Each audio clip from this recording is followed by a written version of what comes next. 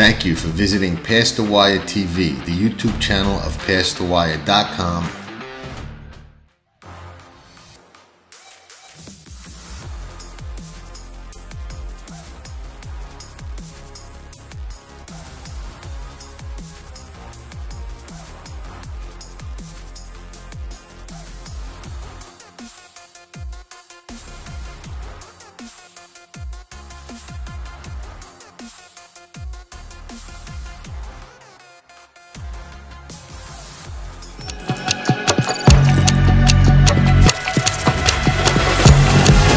Computing outside, Classic Empire, head-to-head, down to the line. Cloud Computing wins the Preakness. Reach the starting gate, it's post time. Cold run, Pedro comes forward. And they're into the stretch, Cold run put to the 10. Cold run does it again. Right with the field in the Amsterdam. Buongiorno, everybody. Saratoga Today with Past the Wire TV. It is the last Sunday of the meet. One more racing day tomorrow, and that's a wrap on Saratoga 2021. We somehow, despite a lot of ups and downs, made it a profitable meet based really on 2 days. But when you bet right, you can do that. We'll see if we can make a little more noise, do a little more damage before we get out of here for the season. But today we've got rain hovering, and they say it can be hit or miss. We'll see what happens.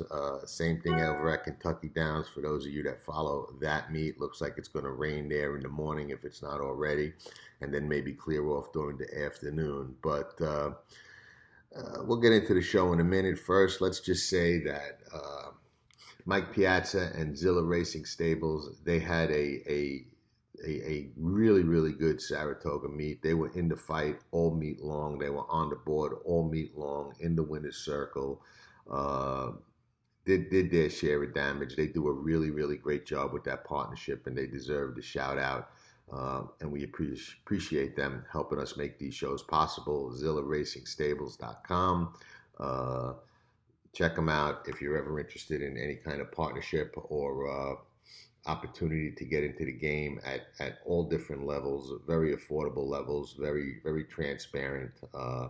Mike's been great with us, and we wish them continued success and give them a big salute for a fantastic meet, really doing it right up there. Spendthrift Farm, I mean, they're just always doing it. You know, what can you say about them? They had a phenomenal meet as well. 3 really nice horses that ran up there are heading over to them to be stallions in the future to keep that legacy going. And of course, our friends at Amwager, who we can't thank enough as well. Fantastic ADW that I encourage you to check out. A lot of tools for the better, a lot of state-of-the-art stuff, and we appreciate them as well. You know, a couple of things about this meet that are, in my opinion, a little out of the ordinary. We didn't see a couple of things that I look for, and you know, we saw them a little, but we didn't see them as much as I would say we normally do. Didn't see as many horses win back off wins at the meet this year as we have in the past. Just one of those things. We had a meet where a lot of rain, a lot of days that we just really couldn't get into it because, you know, looking early in the morning, not knowing who's in, who's out, whether we're on or off the turf. Like today, I don't know whether some of these races are going to stay on, come off, whether the rain's going to hit or not.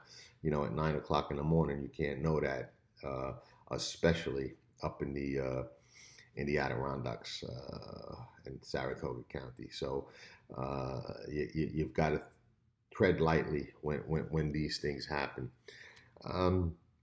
There's still a couple of interesting people on the donut. We've been watching that. We talked about Bruce Levine the other day, and he popped up and won at 25-1. These last 2 days, I'd be watching for people that are on the donut. looking to get off it. And interesting, I thought anyway, in the last race, and this was something that I thought was going to be interesting, whether the race stayed on or came off the turf. But if you look at number 8, Slambone, Jorge Vargas comes back. He was riding at Saratoga, couldn't get a win, but was riding good. Disappeared for a while, went to ride some other places, I guess. Winds up back here yesterday and today, I think. Probably tomorrow, I haven't checked. And he's riding a horse in the last race named Slambone, the 8, for David Dugan, who is also 0 for 5. Poor Jorge is 0 for 31. That's tough to take. You know he wants to get a win. I'm sure David wants to get a win. And this horse, ran in a maiden special weight race at Tampa Bay Downs on July 1st, an off-the-turf race that he stalked and won. Decent figure. It was on the rail, which is tough to do first time out. New York bred gelding, won in open company. They entered this race for the grass. They entered that other race for the grass. I think this horse is live, turf or dirt. It's tough to win off just one race and one start, coming back off the maiden win against winners. But there's no monsters in here. It's a New York bred non-winner at 1. If it comes off the grass, I actually think he's probably got a better shot than if it stays on. He did win that race at Tampa.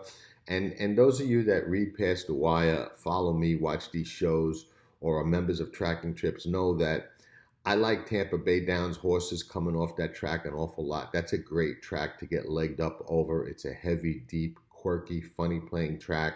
Horses that run over that track tend to get overlooked and run very well moving to different surfaces. This horse is working good. And, empty the pockets? No, I wouldn't say that. Clear out the ADW? No, I wouldn't say that either. But if you're betting pick 4s, 5, 3s, 6s, whatever the case may be, this is a horse that at 15-1 on a morning line, I would absolutely use. And if Vargas got no win earlier on the card and goes in here at 0 for 30-something, he'll be trying.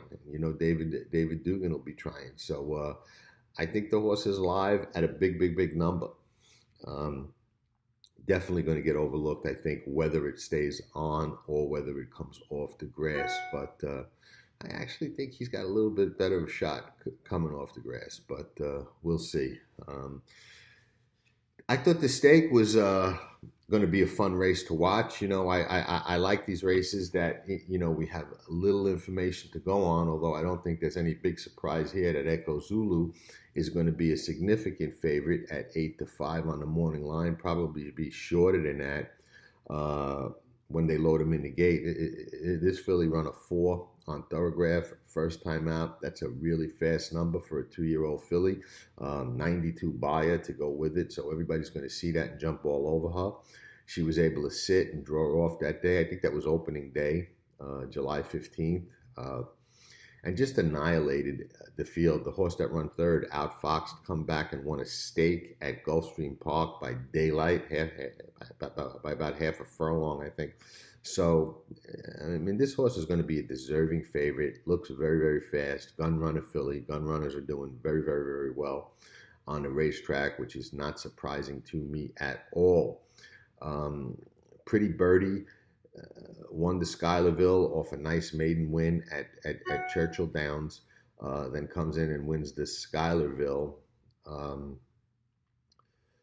But Echo Zulu ran a lot faster than she did. She run a 9 that day. Compared to his 4, that's 5 points. That's just a significant difference. So she would have to go really, really forward.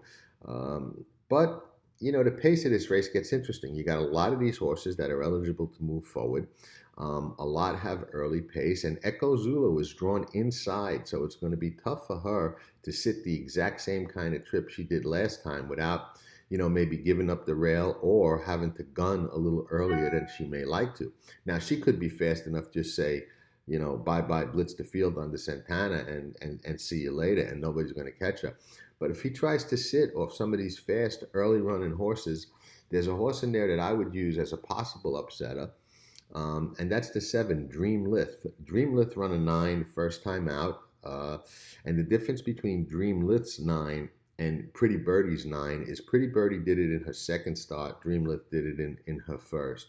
So I think this Medaglia d'Oro filly is very eligible to go forward the second time out.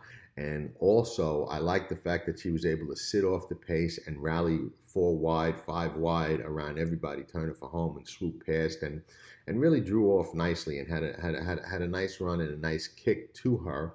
Went off 36-1 that day. Somehow got overlooked. Nobody knew. Nobody liked her. I think she's very, very dangerous. And if you're a big believer in Echo Zulu, which I wouldn't say don't be by any stretch of the imagination, this filly can surely close for second. And you've got Dallas Stewart in that angle we talked about all meet, with a bomb that looks completely overlooked and completely over her head, with Sequist, who ran at Colonial Downs, won from way off the pace. And they didn't even give that horse a figure, that race a figure on Thoroughgraph. Maybe a horse like that can close at a big price in here and get second if you're all over Echo Zulu. But I thought if I was going to play multi-race sequences, the 2 that I would use would be the heavy favorite Echo Zulu and Dream Lith for the possible upset chance. David Combs only won 3 races at the meet. He did not ride all the Diodoro horses, and I'm sure he came to ride primarily for Diodoro. He's on this one. It's a grade 1. He's a good rider. He'll be really, really hungry and looking to capitalize on this filly if she's got any shot at all of winning this race. Yesterday it was a chalky day. It wasn't all chalk, but it was an interesting day to watch. First off, I will say Max Player fooled me. I thought it was the slop last time out that kind of got him home and got him close to the pace, but he was close to the pace again. He kind of ran the race and trip that I thought Happy Saver was going to run. Fooled me, ran big. Steve Asmussen just did a great job getting some speed into this horse and turning him around, and he's just really going well right now. What could I say? Steve is a phenomenal horseman and does that. I mean, he gets them good, they stay good, and that horse ran a phenomenal race. In the pre-race interviews, which I don't normally watch, but yesterday I happened to watch a couple of them, I didn't like the way Jose Ortiz spoke about Founder going into his race. It was discouraging to me, even though I still liked and bet Founder, who didn't run well at all. The other half of the entry showed that they were the better horse. But, and I say entry, I mean stablemate. They're not coupled anymore for whatever reasons. But he didn't seem confident. He was kind of just looking for lay back and make one run and see what happens. And, horse hardly did that. And I was really discouraged by Irad Ortiz's interview about Happy Saver.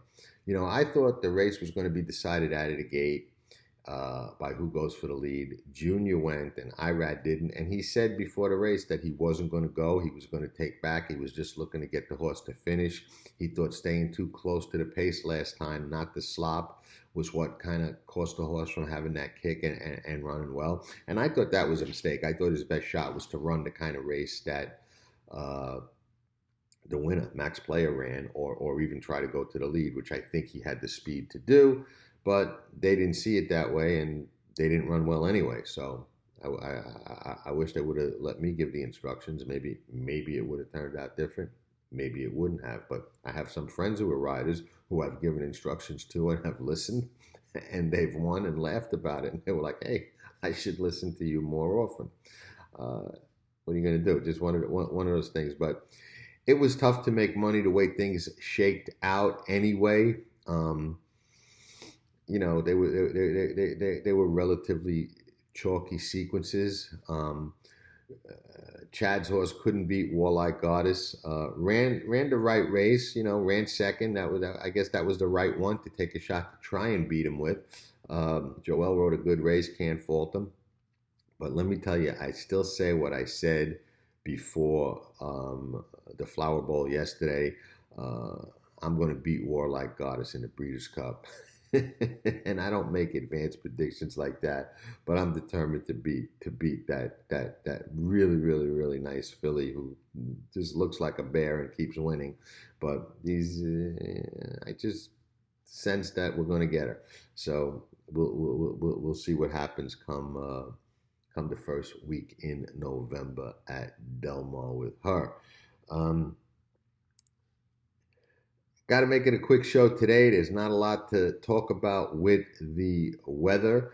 We'll see what happens tomorrow. We'll look for a good shot tomorrow to close out the meet. We know that High Oak is back, who we loved last time out and who delivered and really turned this into a good meet wagering wise for me, because I was able to capitalize on High Oak.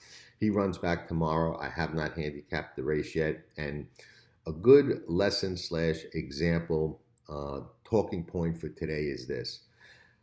High Oak, I put on tracking trips after the first race that he ran, where I said this horse just ran really good, like an experienced racehorse, stakes quality, runner for sure. Comes back, wins the stake at a big price at Saratoga. Now, running back tomorrow, I made a big score on him last time out. Running back tomorrow, I haven't done the race yet. Does it automatically mean that I like him and I'm going to bet him tomorrow? The answer to that is no. I don't marry these horses. It's not a game of loyalty to a horse. You don't fall in love with a horse because you bet them and they won and you made a big score. You handicap every race, every day, every sequence differently, uniquely, and like it's the first time you're looking. You don't go into a race with any preconceived notions or biases or opinions. It's a recipe for disaster long term. If you do that enough, you're going to cut your own throat, and you're just not going to see the ball right. So, it's a good example. High Oak was high on him. Essential Quality is another example. Essential Quality, I put on tracking trips after his first race and said, top stake horse, ran like an experienced horse, zigzag between horses, nothing bothered this guy. He is an absolute runner for sure. I've bet against him. And I had him in the Breeders' Cup when he won as a 2-year-old. So, and I'd probably bet against him in the Breeders' Cup Classic, because as good as he's been, I haven't seen anything yet that makes me think he can win the Breeders' Cup Classic. But what I said about Warlike Goddess, and what I said about him, and what I'm saying about High Oak is just talk. When I look at these races, I will look at them individually and block out, like I've got blinkers on, any preconceived notions, biases, or past feelings, because every race is a new book that you need to read accordingly. So that's a good takeaway today. It's been an interesting Saratoga meet. It's been my pleasure to spend this meet with all of you. Maybe tomorrow the weather will be better. We'll come up with a strong play or two. If not, I got a funny, quick, short story that I'll tell on tomorrow's show that I think some of you will like, involving a horse named Tilla and a very, very, very large wager that was not made by me, that resulted in a mutual clerk hanging off the catwalk at Saratoga trying to escape the grounds before the quote track police got there. He didn't make it. But that's for tomorrow. Enjoy the races today. Enjoy Kentucky Downs if you're playing over there. Over the hills, through the meadow, and far away. That's a tough racetrack. When Naira Betts wasn't taking it, I kind of felt like, all right, maybe they're doing me a favor, because it's tough to go after those sequences at Kentucky Downs, man. You think the race is over, and then they make that little left turn, and there's a whole nother stretch just when you thought you were coming to the wire. So, tough meet. I do love it, though. It's a great racetrack, a great venue. They really do things right over there. If you're playing good luck.